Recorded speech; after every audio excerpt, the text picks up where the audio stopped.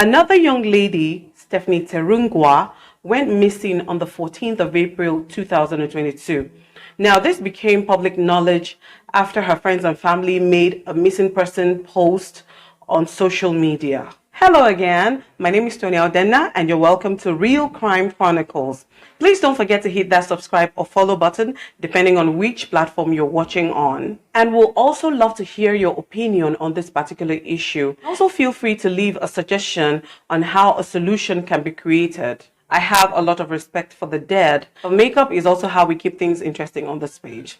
Let's go back to the story. Stephanie Terungwa was born and raised in Makurdi, Benue State, Nigeria, where she also went to school, graduated, and became a National Youth Corps member in Abuja, Nigeria. So for non-Nigerians who are watching this video, we have this federal program called the NYSC, National Youth Service Corps. It was set up by the Nigerian government during the military regime to involve Nigerian graduates in nation building and development of the country. Now, it is mandatory for every Nigerian graduate who is under the age of 30 to serve for 1 full year. And this NYSC program is very important because every graduate needs the certificate to gain employment within Nigeria. So Stephanie was an NYSC member and also a mother to a 1-year-old son. And on the day they both went missing, she was said to have taken an Uber to her community development service, aka CDS, along with her 1-year-old son. But at the end of that day, they both never returned home. Now there happens to be a man in Stephanie's life, and his name is Terungwa Edward Achado. Now, Terungwa happens to be the last name that Stephanie bears. But the thing that surprises me a little is, why was a whole lot of reports saying that this man is her baby's father, but then Stephanie bears his name? Doesn't really make any sense. So my conclusion is they were both actually married, but they were having some serious problems in their marriage. So Stephanie and her son left for CDS from their home. That's this Terungwa guy's place. And at some point that day, they were both kidnapped. And for 3 whole days, nobody heard from Stephanie and her son, except for a text message that this Terungwa guy said he had received from Stephanie's phone, telling him that she was hanging out with her friends, but this was obviously the handiwork of the kidnappers. But then again, Stephanie could have just been hanging out with friends that she had met during her NYSC and members of her CDS. And mind you, he had received this text message on the same night that Stephanie didn't return home with her son. So when he didn't hear from them on the 2nd and 3rd day, why didn't he just report to the police? Because a smart person just doesn't keep quiet about an incident like that. I mean, your wife and your son not returning home for 3 whole days and then you're just keeping quiet. I mean, even if this is a habitual thing with the lady, even if normally she would go out with the son and not return home for days, always try and report to the authorities, at least for your own sake, so that in case when incidents like this one right now happens, you would have alibi. Because somehow this actually makes him look a bit suspicious about this whole incident. I believe after the 3rd day, when he hadn't heard from her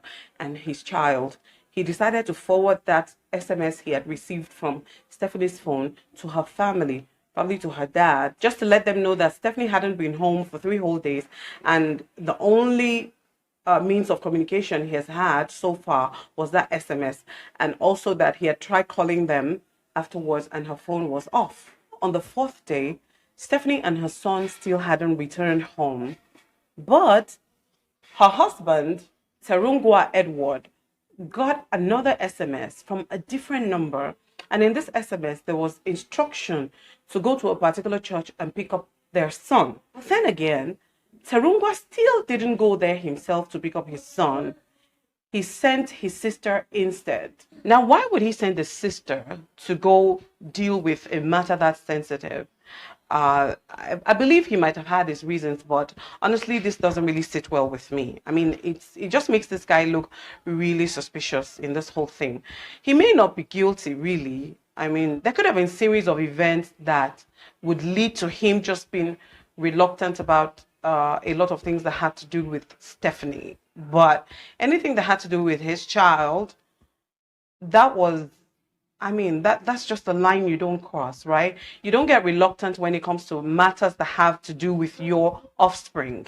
Anyway, his sister, when she arrived at the place where they had been asked to go pick up the boy, they saw Stephanie's ID card and her NYSC certificate. And it immediately dawned on them that something was really wrong. Stephanie could be a lot of things, but abandoning her child just like that, that just wasn't a thing she could do. So at this point, they then called Stephanie's family to tell them what was going on, how their baby had been left in a church and asked to come and pick them, and Steph was not there, and the items they found and all that stuff. Now, Stephanie's father, at the point when they were told that Stephanie and her son hadn't come home for 3 days, he had been calling Stephanie. They had been calling her back to back to, you know, try to talk her into returning. And because I think from all the indication, maybe the girl was just tired of the whole marriage situation and she wanted out, probably. Now, Stephanie's father, also hearing that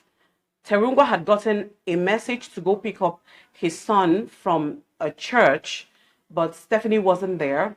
He had to travel all the way from Makurdi to Abuja to file a missing persons case with the police and also put out a missing persons notice on all social media platforms. So it was when they were out filing a missing persons case at the police station that the police informed them that they had found a dead body at the Lokogoma area of Abuja.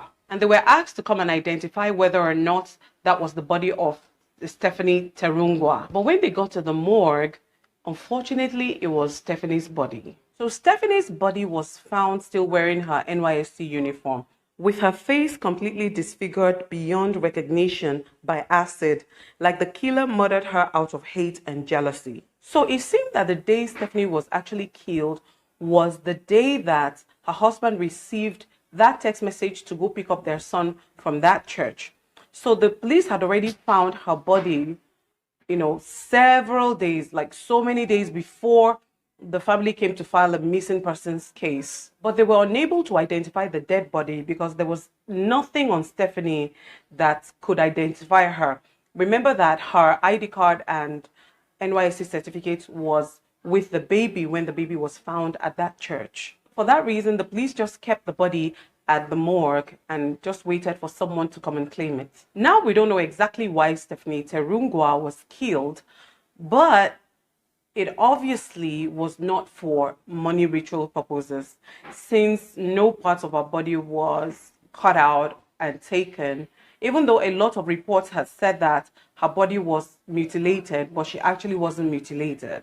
Not much information is coming from the police or Stephanie's family.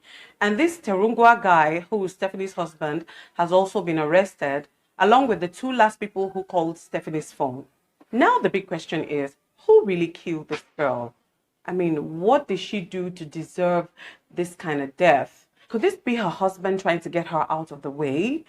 Does he have another family? Because on several occasions, report referred to Terungwa as Stephanie's baby daddy. Why was there that phrase, baby daddy? Why didn't they just go straight up to call him her husband? Did he just mistakenly impregnate Stephanie? You know, does he feel like Stephanie is trying, or Stephanie was trying to ruin his family? We don't know. There's been a lot of speculation. We don't know what it is, but we hope that the police get to the bottom of this matter and find out who actually killed this girl. Let's not all pretend like we don't know there's a hunt for the heads of young, beautiful women in this country. Let's all keep our people safe, our loved ones, our friends, and everyone should also try as much as possible to look out for their neighbors. Right now is the time to be a nosy neighbor. This is not the time to be minding your business.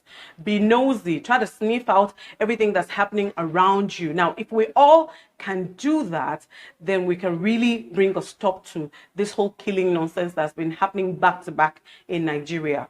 Ladies also need to be very careful. It doesn't matter what your age, whether you're young or elderly, you need to be careful. When you're going out, please always tell someone where you're going. Someone has to know where you're going at every point in time. if you have a smartphone, just try to make very short clips and maybe post on your social media, or send to your friends to tell them where you are. That is, if you're going out alone and you're not accompanied by anyone. And if you're somewhere with any gentleman, whether you're just eating dinner or you're out on a date or whatever, please always tell someone. Please, please, please always tell somebody. Send an address, send a picture of the person that you are with, and send to someone. Thank you all for watching, and I'll see you all in my next video.